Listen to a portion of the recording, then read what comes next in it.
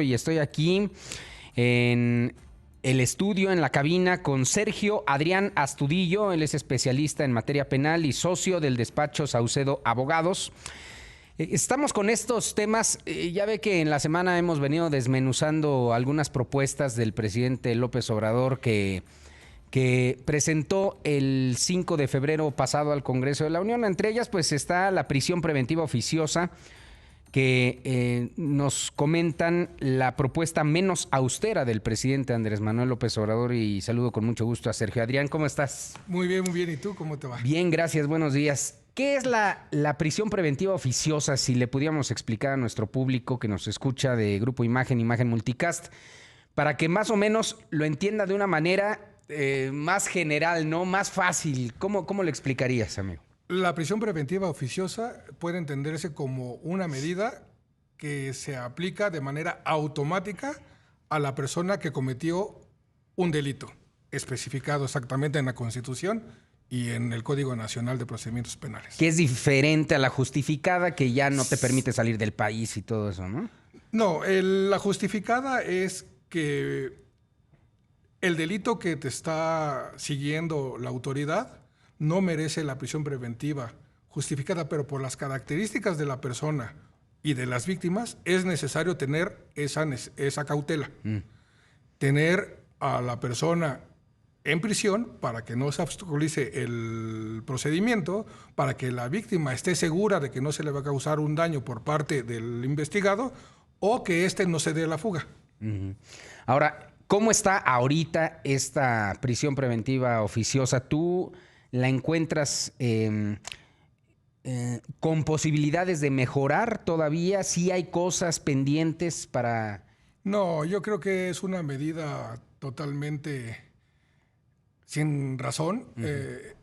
¿Por qué? Porque tenemos un catálogo de medidas cautelares, que son 13, que van desde la menos lesiva hasta más lesiva, y la propia Constitución maneja que para que los delincuentes puedan, o los presuntos delincuentes, para que la gente lo entienda, pueda acudir ante el juez de control a ser juzgado, no es necesario que amanezca en prisión, sino que vaya a firmar cada semana, cada 15 días, cada mes, que no se pueda acercar a las víctimas, que no se pueda acercar a ciertos lugares, que tenga un arraigo domiciliario, que use un brazalete electrónico para que no salga de cierta determinada circunscripción territorial. Entonces, hay varias formas de garantizar esta figura. Ahora, la prisión preventiva oficiosa o automática es inconvencional. ¿Qué quiere decir? Que México ya violó la Convención Interamericana para los Derechos Humanos. Como ya violamos esa convención al tener como prisión preventiva automática ciertos delitos, la misma Corte o la Suprema Corte de Justicia tuvo que armonizar el ordenamiento interior. ¿Qué es esto? Tuvo que decir que no se aplique la prisión preventiva automática, pero sí el agente del Ministerio Público arroje datos y medios para que el juez los tome en consideración y esta persona pueda, en el caso particular que se le está llevando, esté sujeto a esa medida privativa de libertad, que es excepcional y debe ser extraordinaria. Es perfectible en todos los sentidos. ¿Y por qué decir que esta propuesta es la menos austera del presidente? Porque al final es una medida que conlleva atacar la consecuencia del acto, no las consecuencias que dan o no las causas que originan la delincuencia. Ya estamos viendo que la prisión preventiva oficiosa es una pena que se le está dando anticipada. ¿Por qué? Porque ya te tengo en prisión, aunque no sepamos si eres culpable. Ya te tengo en prisión, aunque tú tengas el derecho a ser tratado como inocente. Esa es la realidad. Toda persona que está llevando un proceso tiene derecho a ser tratado como inocente bajo el principio de presunción de inocencia. También hay medidas, como te digo, que garantizan la seguridad de las víctimas y la presencia del imputado. En caso de que no cumpla este señor o el que está imputado con las medidas que se le imponen, obviamente tendrán una consecuencia negativa para él. Entonces yo creo que esta situación lo único que hace es acrecentar a las personas que estarán en prisión y otra vez tener sobrepoblación en los centros penitenciarios, acrecenta la corrupción, acrecenta toda la estigmatización de una persona al estar siendo juzgado como culpable y no como inocente, como sucedía en el sistema anterior. La reforma constitucional de 2008 y vigente a partir de 2016 es muy clara en garantizar los derechos tanto de víctimas como de las personas que están siendo procesadas. Ahora, Sergio Adrián, ¿qué se requiere para optimizarla? Porque más allá de que sea esta iniciativa respaldada por los legisladores en este periodo, ¿qué se necesita, digamos, como para perfeccionarla, para alinearla bien y que funcione correctamente para toda la sociedad?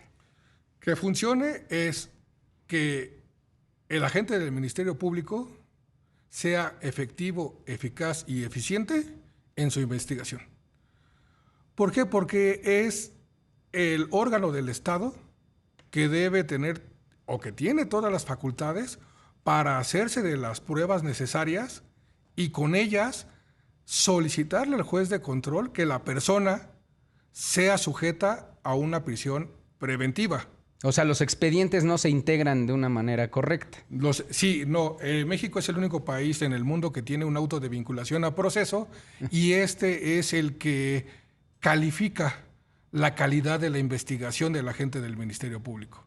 Y así evitamos que tengamos a gente en las prisiones que no tengan los datos mínimos e indispensables para seguir un proceso, ya sea por delitos que merezcan prisión preventiva y de los que no merecen prisión preventiva. ¿A qué se arriesga, por ejemplo, México cuando viola tratados o cuando no cumple con los requerimientos internacionales? Sí, esto sí es muy interesante porque a partir de octubre del año pasado que nos dimos por notificados de las sentencias que condenan al Estado mexicano por violar la Convención Americana para los Derechos Humanos, al tener el catálogo de delitos de prisión preventiva oficiosa, el querer aumentar el catálogo quiere decir, lo que tú me dijiste, Convención Internacional, no me interesa, no es lo que yo no me voy a sujetar a tu jurisdicción internacional, aunque yo firmé el tratado, aunque yo me hice sabedor de que soy obligado, igual que todos los estados americanos que lo firmaron, y entonces voy a tratar de hacer más grande el catálogo y no tomar medidas de política criminal y no tomar medidas que puedan atacar el origen de la delincuencia, que es la pobreza, la falta de oportunidades y otras circunstancias que no están siendo vistas por los legisladores. Deberían legislar para poner seguridad en muchos lugares donde no la hay y la gente lo único que tiene es salir a delinquir en ciertos casos, o los delincuentes están bien especificados y sabemos quiénes son. Muy bien, Sergio Adrián, pues muchas gracias por la entrevista. ¿Alguna conclusión respecto a este tema? ¿Algún mensaje importante? Sí, tener a los legisladores que tengan conciencia de que somos parte de un entramado jurídico internacional, que estamos obligados como país y estamos obligados como sociedad a garantizar a todas las personas sus derechos humanos. A partir de 2011 tenemos una nueva visión de los derechos humanos que se hace extensivo tanto a víctimas como a procesados. Entonces, en el ámbito de sus competencias, debemos de garantizar que estos sean respetados y garantizados siempre. Muy bien, pues muchas gracias, Sergio Adrián. ¿Algunos contactos que tengas, redes sociales o del despacho Saucedo Abogados, por favor? Sí, la página del despacho es www.saucedoabogados.com y la personal es www.sergioestudillo.com. Ok. Sergio Adrián Estudillo, ¿verdad? Sí. Estudillo, especialista en materia penal y socio del despacho Saucedo Abogados. Muchas gracias por platicar con nosotros y por explicarnos estos temas que, pues, obviamente no son tan comunes y tan fáciles de entender para la gente que nos escucha o que no somos abogados, ¿no? Que no sabemos mucho de leyes, pero muchísimas gracias por habernos visitado, Sergio Adrián. Pues a tus órdenes y con el placer de verte. Gracias. Muy buenos días. Bueno.